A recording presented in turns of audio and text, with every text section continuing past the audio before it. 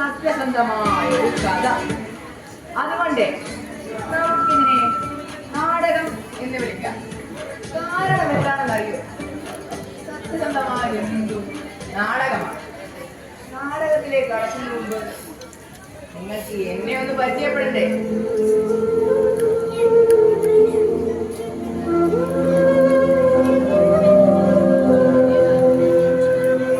എന്റെ കോലം കണ്ടാൽ നിങ്ങൾക്ക് മനസ്സിലാവും. കഷ്ടപ്പാടൊക്കെ ഉള്ള കുഞ്ഞത്തിലാണ് കേട്ടോ.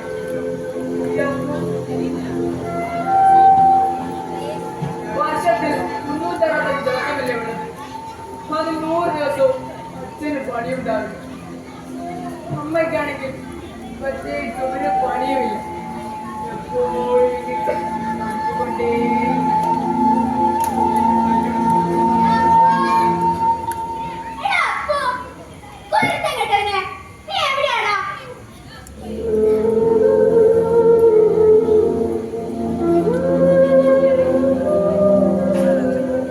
ഇതാണ് എന്റെ അമ്മ. എപ്പോഴും നൊടിഞ്ഞുകൊണ്ടേ നൊടിയുന്നത് വെറുതെ അല്ല കേട്ടോ. കഷ്ടപ്പാടൊക്കെ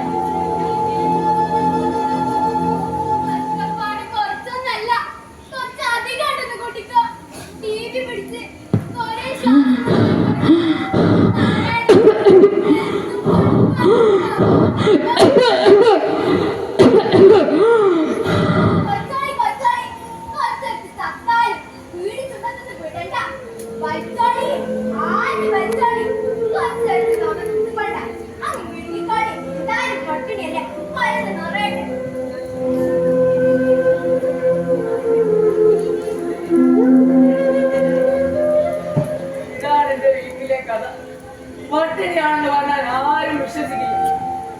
ഇന്ന് രാവിലെ തന്നെ ഞാൻ കാര്യമായിട്ടൊന്നും കഴിച്ചിട്ടില്ല. നിങ്ങളുടെയൊക്കെ വീർത്ത വയറ് കാണുമ്പോൾ ഞാൻ എന്താ കഴിച്ചതെന്ന് പറയാൻ എനിക്ക് നാണമാകും. ഞാൻ ഇതൊക്കെ പറയുന്നത് എന്റെ സത്യസന്ധമാണ്. അത് പറഞ്ഞപ്പോഴാ ഓർത്തത്. നിങ്ങളിൽ എത്ര പേർ സത്യസന്ധനുണ്ട്? തെറ്റ് ചൊടിക്കണ്ട. നിങ്ങൾ ഒരു ദിവസം പറയുന്ന കള്ളങ്ങൾ എണ്ണി നോക്കിയാൽ മതി. ആവശ്യത്തിനും അനാവശ്യത്തിനും കള്ളങ്ങൾ പറയാറില്ലേ നിങ്ങൾ? സത്യസന്ധരല്ല എന്ന് പറഞ്ഞു. സ്വാർത്ഥരുമാണ്. ഞാൻ വെറുതെ പറഞ്ഞതല്ലേ കേട്ടോ.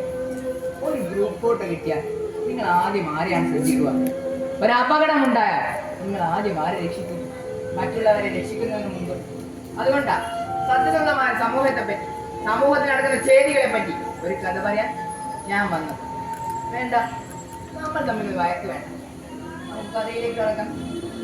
ഒരു വർഷം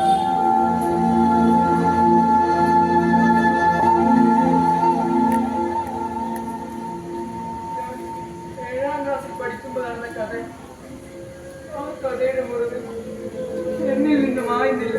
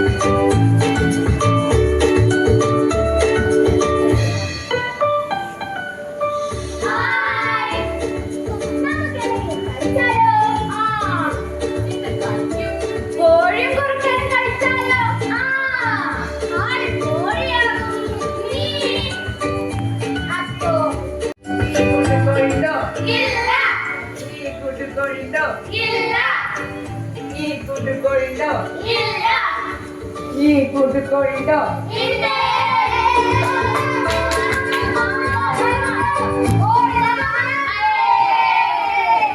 ഈ കൂട്ടുകോഴിണ്ടോ? ഈ കൂട്ടുകോഴിണ്ടോ? ഈ കൂട്ടുകോഴിണ്ടോ?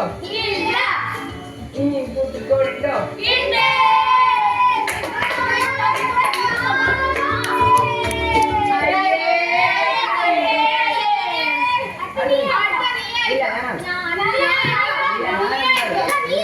നീ ആയിരിക്കും ഫസ്റ്റ് പീരീഡ് എന്താ? മലയാളം അല്ലേ?